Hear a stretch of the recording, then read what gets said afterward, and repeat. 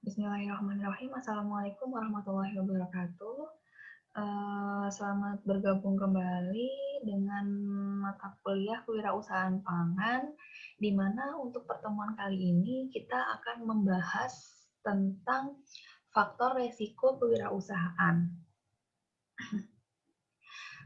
Pada pertemuan sebelumnya kita sudah membahas, sudah berdiskusi dan sudah memahami terkait kewirausahaan, kemudian entrepreneur itu yang seperti apa, ciri-cirinya bagaimana. Dan dari kesimpulan yang di pertemuan lalu bisa dianggap bahwa seorang entrepreneur itu adalah seorang yang mempunyai jiwa yang percaya diri, tidak mudah menyerah, dan dia berani mengambil resiko dalam membuka usaha baru seperti itu atau menjalankan suatu wirausaha. Nah, pada pertemuan kali ini kita akan membahas tuh kira-kira ketika kita menjalankan suatu usaha, ketika kita berwirausaha itu kira-kira resiko apa aja sih yang akan kita terima atau peluang-peluang apa sih yang timbul ketika kita dalam proses perjalanan suatu usaha itu tadi. Mari kita simak materinya. Nah, sebelum kita membahas tentang resiko, di sini saya akan menyampaikan beberapa pendapat para ahli tentang kewirausahaan atau tentang entrepreneur, maksud saya, bukan kewirausahaan, tentang entrepreneur. Seorang yang berjiwa entrepreneur itu yang seperti apa sih gitu kan. Nah, di sini entrepreneur dianggap sebagai pelaku usaha yang selalu memperbaharui diri dalam perekonomian.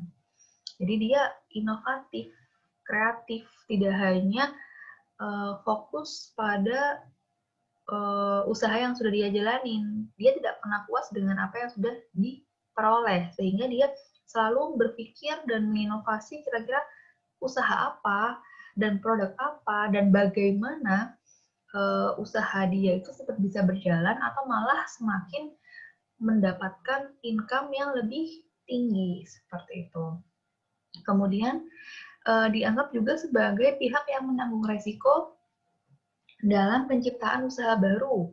Orang yang optimis, pekerja keras, yang berpendirian teguh, yang memperoleh kepuasan besar karena mampu mencari nafkah sendiri. Di situ ada kata menanggung resiko, optimis, kerja keras, dan dia merasa puas dengan yang telah dilakukan karena dia mampu mencari nafkah secara mandiri seperti itu. Jadi dia dapat dikatakan membuka lapangan pekerjaan. Dia tidak hanya bekerja, tapi dia juga bisa mempekerjakan orang. Dia bisa membantu orang, membantu pemerintah. Jadi dia ada suatu kebanggaan tersendiri ketika dia bisa menjalankan usaha tersebut seperti itu. Yang ketiga, dianggap sebagai pihak yang menggunakan rencana dan pertimbangan yang tepat serta bersedia menanggung risiko untuk mendukung keberhasilan usahanya. Nah, selain resiko, di sini ada kata-kata yang perlu kita garis bawahi, yaitu rencana dan pertimbangan. Jadi, yang namanya entrepreneur itu tidak lepas dari kata planning, rencana. Kita harus merencanakan dengan terstruktur, dengan sistematis. Kira-kira usaha yang akan kita jalankan itu akan seperti apa, keinginan kita seperti apa, dan setelah berjalan, kira-kira apa yang akan kita hadapi, apa yang akan kita lalui, peluang-peluang apa yang bisa kita manfaatkan, dan peluang-peluang apa yang dapat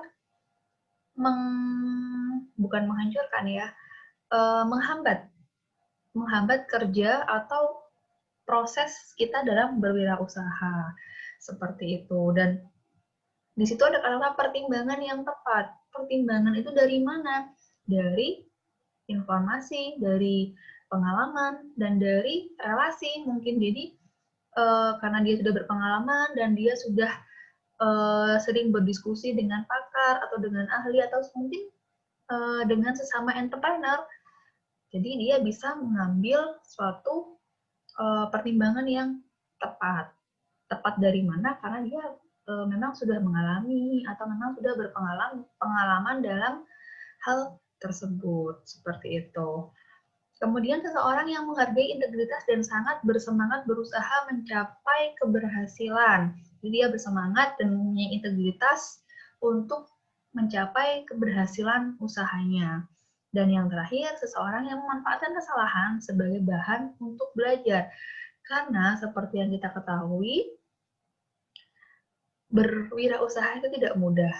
Jadi, ada orang yang berhasil dari beberapa kali dia melakukan usaha. Mungkin ada juga beberapa yang sudah berwirausaha dengan sekali cara, satu kali usaha, satu kali mencoba, dia langsung berhasil. Itu ada. Tapi itu dalam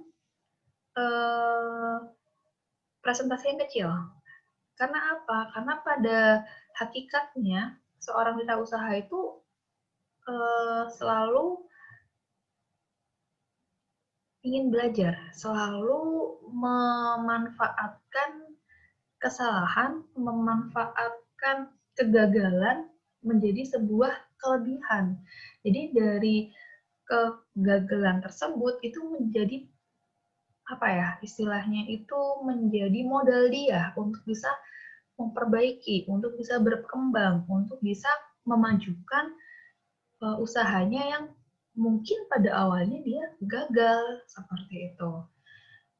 Jadi seperti itu ya. Nah, di sini juga dikatakan bahwa banyaknya jumlah usaha baru yang mengalami kegagalan menunjukkan bahwa untuk membuka dan menjalankan usaha itu tidak mudah, seperti itu. Jadi banyak hal, banyak faktor yang memang mempengaruhi kita dalam berwirausaha, baik itu dari internal maupun dari eksternal, gitu ya. Jadi itu sekilas gambaran seorang entrepreneur itu yang seperti apa. Seorang entrepreneur atau seorang yang memang memiliki jiwa entrepreneur itu bisa dikategorikan, bisa dideskripsikan dari beberapa yang sudah disampaikan tadi, seperti itu. Nah, di sini ada beberapa ahli yang memberikan pendapat tentang entrepreneur itu yang seperti apa. Nah, untuk yang sekarang, di sini John Cow menunjukkan beberapa karakteristik umum entrepreneurship. Mohon maaf, entrepreneur maksudnya ya. Meliputi bertanggung jawab penuh, berhati yang teguh, dan memiliki daya tahan yang tinggi. Intinya dia berpendirian teguh dan dia yakin dengan dirinya. Memiliki dorongan yang kuat untuk berhasil maupun untuk tumbuh. Dia tidak mau selalu berada di level yang sama. Kalau bisa semakin hari, semakin berjalannya waktu, dia semakin baik. Seperti itu. Berorientasi pada peluang dan memiliki sasaran yang jelas. Dia pandai memanfaatkan peluang untuk mencapai suatu tujuan yang memang jelas. Kemudian berinisiatif dan bersedia memikul tanggung jawab secara pribadi. Selanjutnya memiliki ketekunan dalam memecahkan masalah. Jadi seorang entrepreneur itu juga harus mampu baik secara individu atau secara kelompok, tapi utamanya secara individu ya, itu dia mampu memecahkan suatu masalah. Kalau tadi dikatakan di sebelumnya, dia memiliki pertimbangan yang tepat, kayak gitu. Kemudian realistis dan mampu menghargai humor. Selanjutnya menginginkan kebebasan mengatur diri sendiri, bersedia menanggung resiko yang terhitung, tidak mengindahkan status dan tidak tertarik pada kekuasaan. Dan yang terakhir, memiliki integritas dan merupakan seorang yang dapat dipercaya. Ini juga hal yang penting, dapat dipercaya. Kenapa seorang entrepreneur itu harus bisa dipercaya? Orang harus percaya pada dia karena apa? Karena banyak hal. Mungkin yang terkait dengan kerjasama, terkait dengan modal, terkait dengan kualitas produk, terkait dengan pemasaran produk, dan lain-lain. Karena ketika seseorang itu tidak dapat dipercaya, bagaimana seseorang akan bekerja sama dengan yang bersangkutan, karena yang bersangkutan tidak dapat dipercaya. Mungkin ketika dia berjanji, dia tidak menepati. Ketika dia berkata, mungkin itu bohong. Ketika dia berkata, mungkin itu tidak sesuai dengan yang terjadi, tidak sesuai dengan fakta, dan lain sebagainya. Seperti itu. Kita lanjut. Di sini ada ahli Stephenson dan Dumpert itu menunjukkan bahwa seorang yang bersifat entrepreneur biasanya imajinatif, fleksibel, dan bersedia menanggung resiko. Kemudian ahli selanjutnya, Hornady, mempelajari berbagai jenis literatur dan menyusun 42 ciri yang dimiliki oleh entrepreneur, di mana 10 ciri-ciri yang paling sering dimiliki antara lain, yang pertama, dia percaya diri, memiliki daya tahan dan keteguhan hati yang kuat, penuh energi dan tekun, memiliki banyak akal, kemampuan untuk mengambil resiko terhitung, dinamis dan memiliki jiwa kepemimpinan, optimis, memiliki dorongan untuk berhasil, memiliki aneka ragam kemampuan, dan kreatif. Seperti itu. Jadi, kalau untuk yang poin yang belum dibahas itu adalah memiliki aneka ragam kemampuan. Jadi, seorang entrepreneur itu harapannya bisa ahli di beberapa bidang. Tidak hanya dia mampu manajemen keuangannya, dia juga perlu bisa mengatur karyawannya, dia perlu bisa mengatur memanage dirinya sendiri. Kemudian dia juga harus mampu menggiring konsumen untuk percaya atau suka terhadap produk yang dia tawarkan, seperti itu. Jadi kemampuan-kemampuan yang harus ada di dalam diri seorang entrepreneur itu harus beragam. Dia harus banyak bisa, banyak tahu, seperti itu. Ya. Kemudian, nah di sini juga ada penelitian juga yang mengatakan bahwa pada abad 21, karakteristik entrepreneur disebutkan sebagai berikut. Yang pertama, mampu mengenali dan memanfaatkan peluang, memiliki aneka ragam kemampuan, kreatif, memiliki impian masa depan, berpikiran bebas, pekerja keras, optimis, penemu sesuatu yang baru atau inovator. Yang selanjutnya berani mengambil resiko dan memiliki jiwa kepemimpinan. Jadi sekilas gambaran karakteristik atau ciri-ciri seorang entrepreneur di mata para ahli. Jadi para ahli itu tidak hanya berpendapat, tapi memang dia mengkaji dalam suatu penelitian sehingga dia bisa menyampaikan atau berpendapat bahwa seorang entrepreneur itu mempunyai karakteristik yang demikian. Seperti itu. Oke, kita lanjut ke bahasan selanjutnya, yaitu kewirausahaan berhadapan dengan resiko. Resiko itu tidak dapat kita hindari. Tidak hanya dalam hal berwirausaha, dalam kehidupan sehari-hari itu juga banyak resiko yang sebenarnya ada di sekeliling kita, seperti itu. Contohnya, kalau kalian kuliah gitu ya, kalian juga punya resiko. Kenapa? Karena kemungkinan waktu kalian bersosialisasi itu bisa lebih sedikit atau mungkin lebih banyak kalian luangkan untuk belajar, mengerjakan tugas, kuliah online, seperti itu. Jadi harus ada hal yang kalian rela untuk ikhlaskan. Maksudnya gimana ya? Ya udahlah, rela untuk hilang gitu ya. Waktu belajarnya itu lebih banyak dibandingkan waktu belajarnya, atau mungkin chattingannya itu mungkin setelah belajar, jadi kan ada hal-hal yang kalian korbankan. Nah, itu adalah salah satu resiko, contoh resiko dalam kehidupan sehari-hari.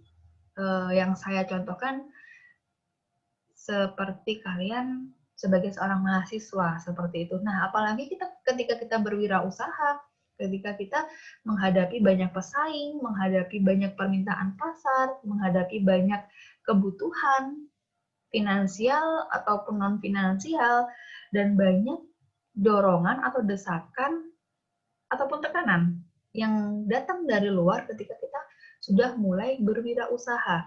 Tidak hanya dari luar, dari dalam diri kita pun itu juga pasti ada tekanan, ada pressing. Contohnya ada keraguan atau mungkin ada kekhawatiran produknya laku atau tidak, produknya bisa diterima oleh pasar atau tidak, dan mungkin adakah karyawan yang ingin bekerja dengan kita yang sesuai dengan yang kita harapkan. Nah, itu contoh-contohnya. Kita masuk aja untuk resiko dalam berwirausaha. Di sini dibagi menjadi 4. Ada resiko finansial, resiko karir, resiko keluarga dan sosial, dan yang terakhir resiko kejiwaan. Kita masuk ke resiko finansial. Ya, sudah tahu lah ya, kalau finansial pasti urusannya dengan uang. Nah, di situ dikatakan bahwa hampir dalam semua perintisan usaha baru, terdapat seorang yang mempertaruhkan uangnya, yang mungkin saja akan hilang, lenyap, sepenuhnya apabila usaha tersebut gagal. Saya lanjutkan. Entrepreneur seringkali dituntut untuk mempertaruhkan kewajiban perusahaan yang sebenarnya jauh lebih besar daripada seluruh harta pribadinya, sehingga sebenarnya para entrepreneur berpeluang menjadi seorang yang failing atau rugi. Kemudian karena itu, wajar apabila banyak orang yang tidak bersedia menjadi entrepreneur karena tidak rela mempertaruhkan harta simpanannya, rumah tinggal yang dimiliki, serta uangnya untuk memulai usaha baru. Jadi resiko yang pertama itu dari sisi keuangan, finansial. Dan yang perlu kalian ketahui, tidak ada usaha yang selalu langsung mendapatkan keuntungan secara langsung.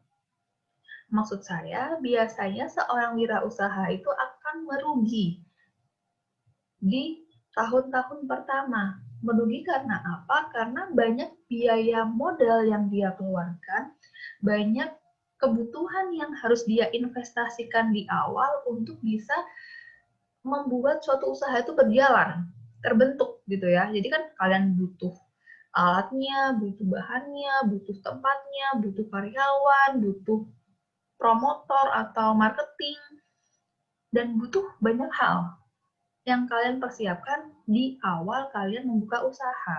Jadi, walaupun kalian itu produknya laku, keras di pasar gitu ya, saya tidak menjamin itu dapat langsung menutupi modal kalian di awal, sehingga biasanya memang seorang wirausaha itu akan mengalami kerugian di tahun-tahun awal. Dan nanti biasanya itu dapat dihitung. Jadi contohnya kalian modal 10 juta untuk bisnis keripik singkong vanila, seandainya gitu ya.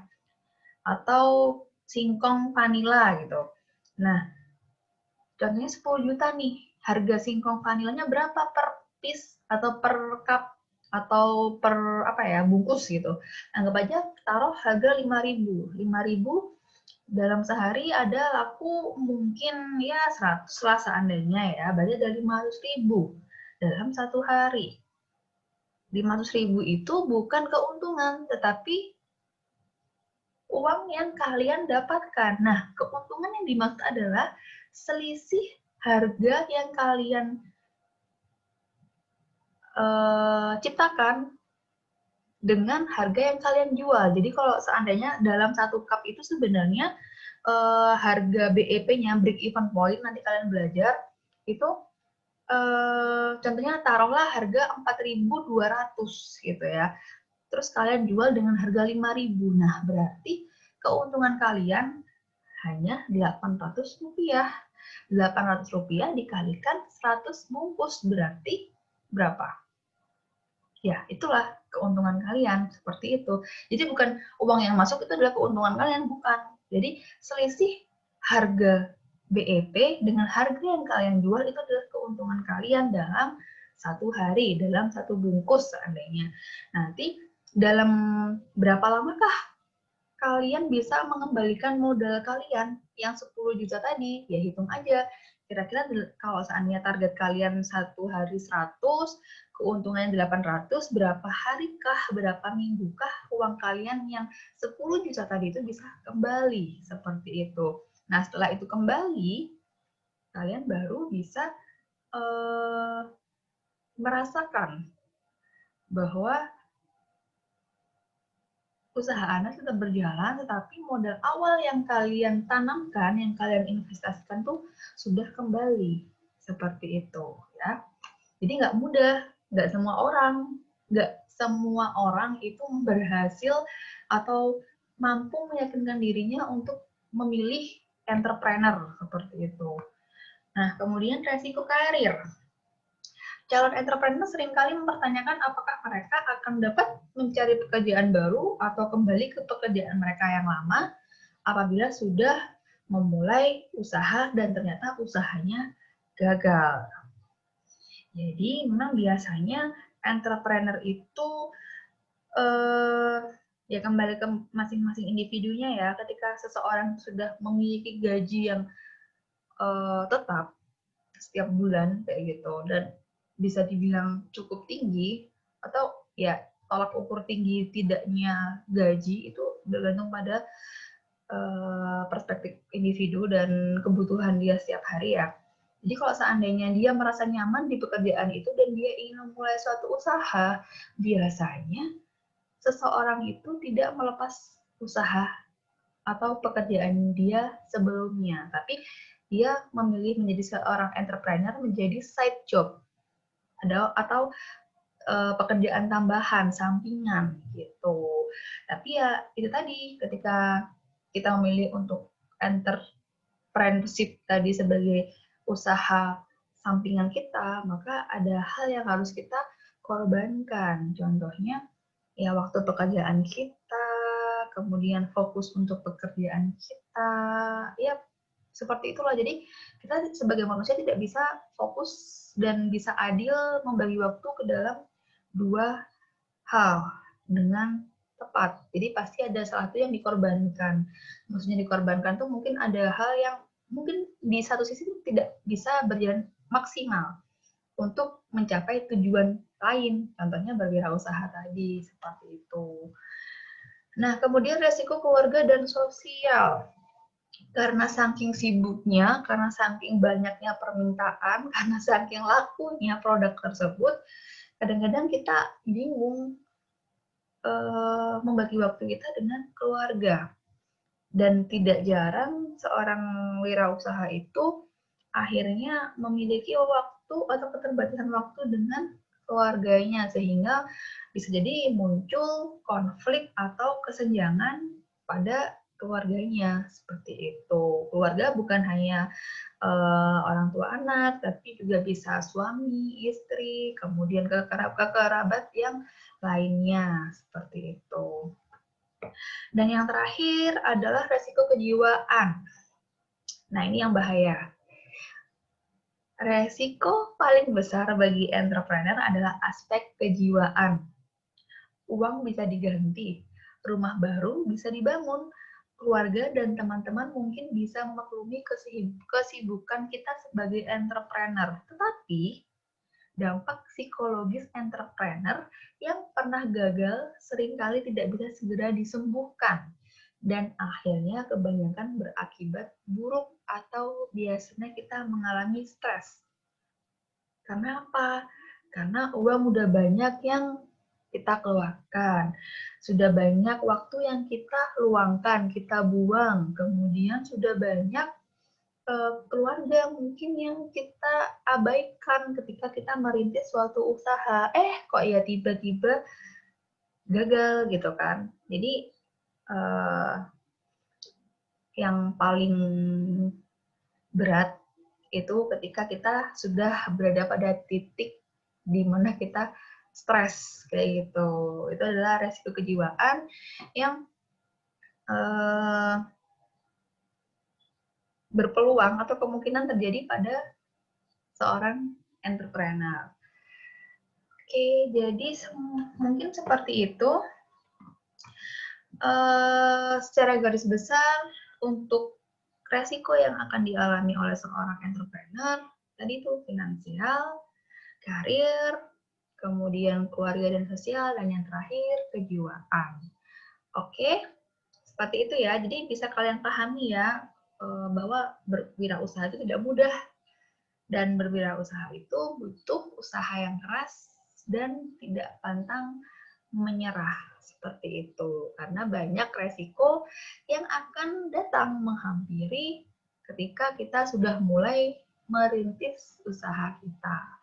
Oke, tapi pesan saya, jangan khawatir dengan hal itu semua, karena dengan wawasan yang luas, dengan pengalaman yang baik, dengan relasi yang baik, dengan kemampuan dalam diri kita yang menurut kita mumpuni, tidak akan ada suatu usaha itu yang gagal. Pasti selalu ada jalan untuk kita. Walaupun mungkin diawali dengan kegagalan, tetapi percaya saja bahwa kita mampu dan kita bisa. Oke? Terima kasih. Mungkin sekian pemaparan materi dari saya. Kita lanjut untuk materi selanjutnya di pertemuan selanjutnya. Oke, atas perhatiannya saya mengucapkan terima kasih. Wassalamualaikum warahmatullahi wabarakatuh.